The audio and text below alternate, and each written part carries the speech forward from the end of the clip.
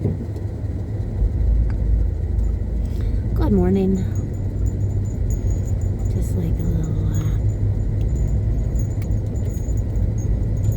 rip through the forest, and I just thought I would have a little story telling. So I went to work at this company a couple of years ago. When I first started there, but I was like, oh, you don't want to work there, it's a terrible company. And there's all these stories, and I mean, people even like were like making it sound like I was gonna die there. Yeah, I won't go into any specifics because I can't even wrap my head around it. I can't imagine people with their weird ass fear mongering. Anyways, it's funny. So when I started working there, and you drive around in these trucks, and people are constantly talking about, people in the company and bad mouthing them, and their stories were the funniest, like piddly little nonsense gossip, and you're sitting there thinking, who even made this shit up? Like, it always blows my mind in gossip when people find out things are a total lie. Like, but who came up with it in the first place? Is like, where did they get that from? Like, they just like dream it one night and decided it was true. I don't know. But anyways, it's funny. I just have noticed that certain people in this world, people really attack them constantly. And I mean, I'm not attacked constantly, but people a lot of times think I'm lying, or I'm up to no good, or I'm doing this and I'm doing that. They see me comment on somebody's, Facebook, and they're, oh my god, she made a comment on another guy's Facebook. She must be doing something. Oh my god. Anyways, the point is, some people just like take a beating from society. People are just always got something to say about you, always running you into the ground. Like this one guy in particular, like the things that people said to me about him, and I don't let people just sit here and badmouth people to me. I know a lot of people just do it, and sometimes you kind of have to, because somebody's in a weird way that if you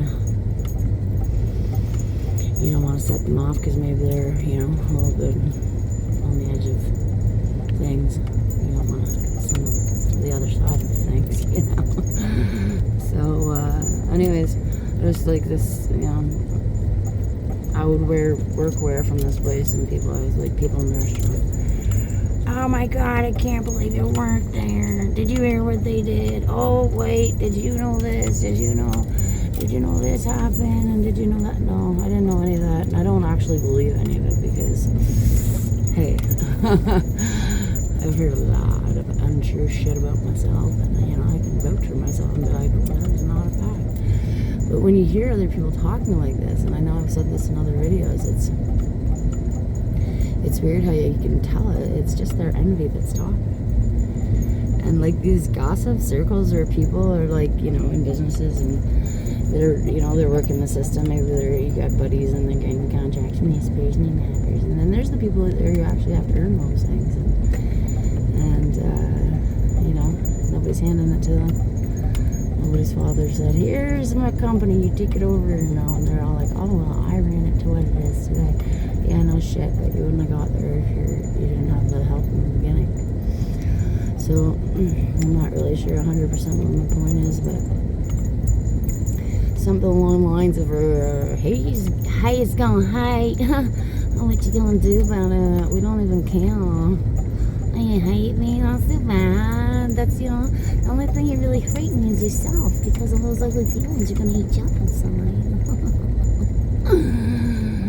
And the funny thing is, too, that people don't seem to realize is the more that you talk with somebody and you're running them into the ground and you're basically attacking them, you're actually elevating them with God, because God hears you, God hears your envy, God hears your ugliness and your voice and your stories. He really does not like slander, so you're out here spreading your crappy ass gossip and saying, things that maybe aren't true, but you want them to be true because you don't like that person. You're like, oh, how can I help tear this person down? I want to be bigger than them. I want to be better than them. Why would you want that? Anyways, just shout out to all the people who stand tall and they've been smacked around and bullied their whole life, and everybody always thinks you're doing something wrong, and here you're out here, you could literally be making muffins for the field mice in your spare time, and nobody knows it. Nobody knows what you're doing for those little field mice, but the field mice know, and the field mice appreciate it, and God sees it, and he's like, oh, well, they're just little field mice, but they're all God's creatures. So I don't know, is it the person who's gossiping and spreading crap behind somebody's back to try to tear them down that God's going to be elevating? I don't think so. God's going to be elevating the people who are elevating others. There's another example that blew my friggin' mind. I was downtown working one day, and I was parked on a very busy street. There's a lot of homelessness. It's not even as much homelessness as just drug and alcohol addiction. Alcohol addiction's a huge thing in this country, just putting that out there. We don't need to be able to buy it in every convenience store, every friggin' place you turn around, go in the store and just sign, beer available here, there is a beer cave inside, hey, we have beer. Oh, did I mention we have fucking beer here? Would you like to buy 12 beers? Actually, if you just want one for the road, grab one of them ones there. It doesn't even look like a beer can. You can drink it on your way home. That's what we're promoting in this country. Everybody says they're so against drunk driving, but yeah, I see what's happening. No one was all drunk. Anyway, so I'm downtown. Keep in mind, there's police and outreach workers everywhere. The police are very well paid. The outreach workers are not so much. And they're literally in there with the people, the drug addicts, and they're, it's almost like a little social gathering going on down there.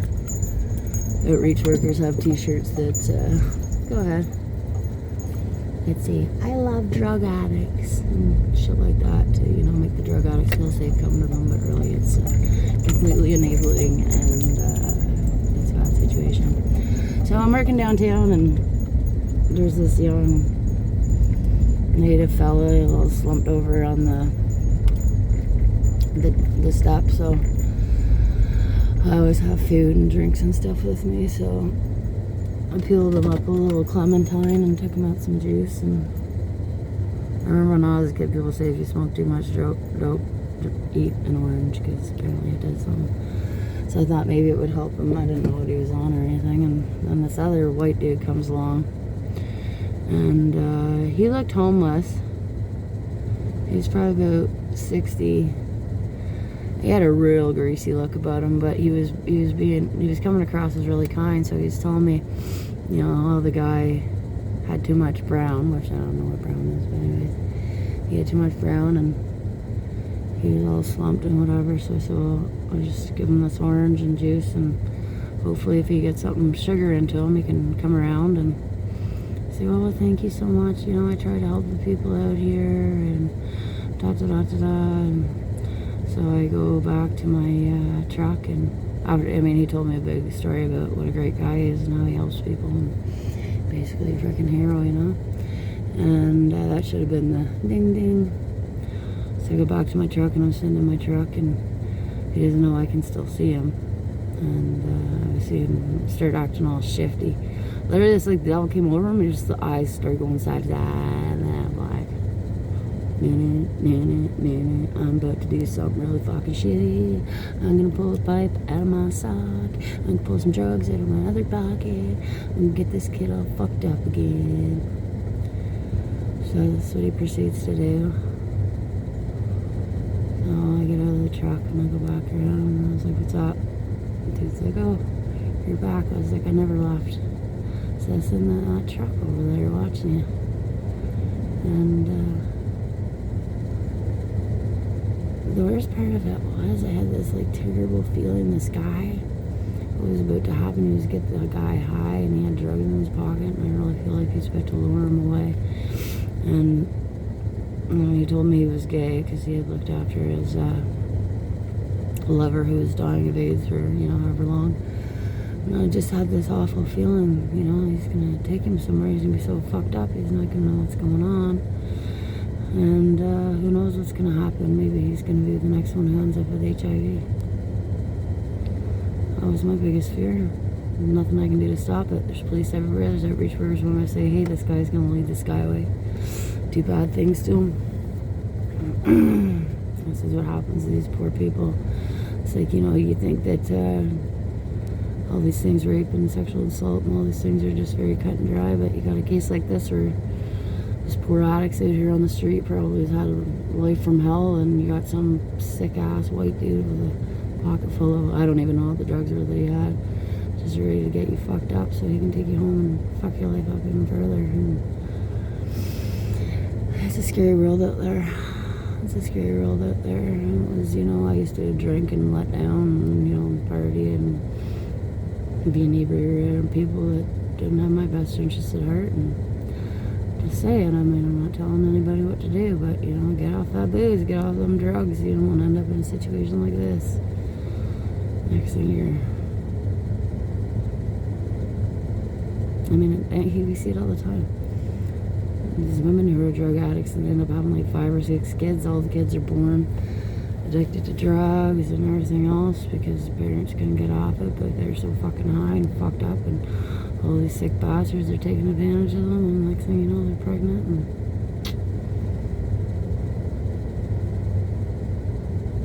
time to do something about the fucking booze and drug problem in this country. Hey, what do you think? That's what I think. Anyways, sorry to put a spoopy, poopy spin on it, on things for you, but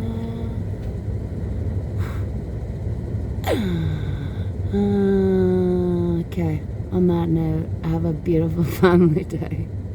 Stay off the crack, stay off the meth, stay off the prescription pills, stay off the booze. Life is friggin' beautiful when you're sober, but I'm not gonna lie to you. Literally sitting here in the forest just admiring the beauty of it. Sun's not out. I'm telling the lame old deer died. But, it's better than the alternative. Have a beautiful day and a beautiful life.